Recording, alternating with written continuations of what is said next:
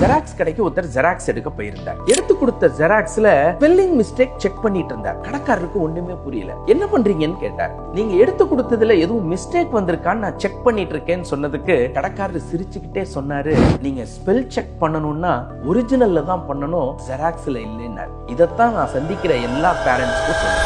நீங்க கரெக்ஷன் பண்ணணும்னா பேரண்ட்ஸ்ங்கிற ஒரிஜினல்ல தான் கரெக்ஷன் பண்ணணுமே தவிர குழந்தைங்கிற ஜெராக்ஸ்ல கரெக்ஷன் பண்ண வேண்டியதில்லை. நீங்களே உங்களை ஒரு கேள்வி கேட்டுக்கங்க.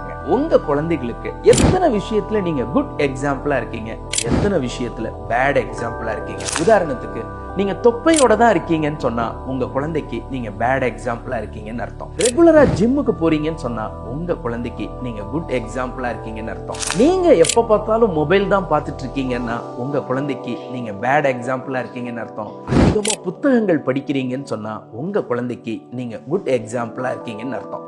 குட் எக்ஸாம்பிளா இருக்கிறதன் மூலமாவே உங்க குழந்தைகளை ஆட்டோ கரெக்ட் மோடுக்கு கொண்டு போய் தன்னைத்தானே அவங்க திருத்திக்கிற மாதிரி செய்யலாம்.